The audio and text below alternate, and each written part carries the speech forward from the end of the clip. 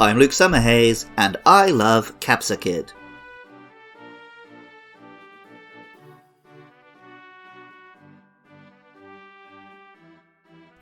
During the development of the 5th generation of Pokemon games, Pokemon Black and White, it was said in an interview that the approach to designing Pokemon had changed.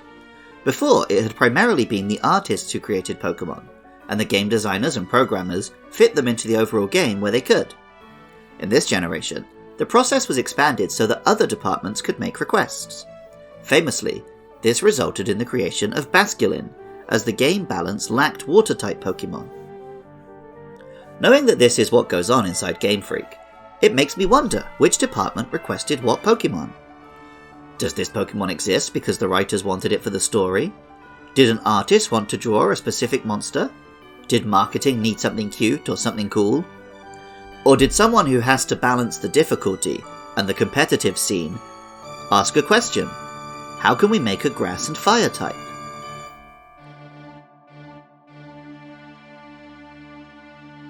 The answer to that question is Capsukid, a Pokemon based on a hot chili pepper. It looks like a baby bird crossed with a green pepper, with one little tooth made from a seed. The seeds are the source of a pepper's heat, and Pokemon Violet tells us, traditional Paldean dishes can be extremely spicy, because they include the shed front teeth of Capsukid among their ingredients. Capsukid is very small and has some babyish energy, running around and frolicking. Pokemon Scarlet tells us, the more sunlight this Pokemon bathes in, the more spicy chemicals are produced by its body, and thus the spicier its moves become. As well as a culinary gardening tip, this is reflected in-game. Capsukid and its evolution have the ability Chlorophyll, boosting their speed in sunlight. The name combines kid, because this is just a litlin, with capsicum, the chemical which tastes spicy to our mouths. The Japanese name is similar, Kappaseiji, and may incorporate the Japanese for child and even the word kappa.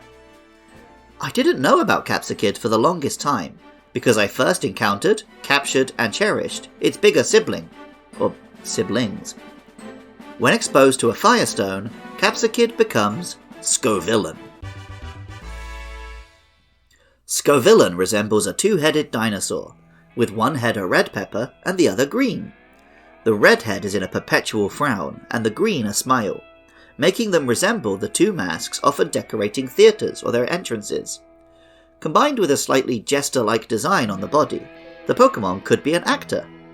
Just as we sometimes want an actor to make us cry, sometimes we want our food to burn us. We're weird like that. Pokemon Scarlet tells us, the red head converts spicy chemicals into fire energy, and blasts the surrounding area with a super spicy stream of flame. While Pokemon Violet tells us, the green head has turned vicious due to the spicy chemicals stimulating its brain. Once it goes on a rampage, there is no stopping it. The Pokédex suggests this is a rampaging monster, and as I alluded to when talking about Capsukid, on the right team built around a good source of sunlight, this can be true. The name, Scovillain, combines the Scoville scale for measuring spice with the word villain, perhaps alluding to this Pokemon's monstrousness, or, more charitably, to it playing the villain theatrically. After all, we boo the bad guys, but we're the ones who paid to see them. Just as we may cry at a plate of hot wings, but we were the ones who ordered them. I'm not the world's biggest spicy food eater, but I'm not the worst. I made it a few rounds into a chili eating competition once. I regularly shock my Japanese friends who cannot handle spice at all, and I can almost keep up with my Mexican girlfriend. I don't want a whole cupboard of hyperbolically named hot sauces, but I wouldn't mind having a Scovillain around the house to help me cook now and again. Music for Luke Loves Pokemon is composed by Jonathan Cromie. Artwork for the show is by Katie Groves. Writing, producing, and editing is all by me, Luke Summerhays. Funding is provided by lovely listeners. If you'd like to help keep the lights on, or give your thanks, head over to patreon.com/podcastiopodcastias. There you can find links to the other shows my pals and I create, or for just $1 a month, listen to episodes as soon as we're done editing. And I love hearing from you guys. A 5-star rating and review on your podcasting app of choice, or even better, telling a friend about the show, is always much appreciated. Our next monsters are Relor and Flittle. Let me know your thoughts and feelings about those or any other Pokemon on Twitter or Facebook at LukeLovesPKMN. Catch more Pokemon content at twitch.tv/LukeLovesPKMN Friday nights from 9pm UK time. And even if you don't feel like doing any of that, thank you so much just for listening. I love Capsukid. And remember, I love you too.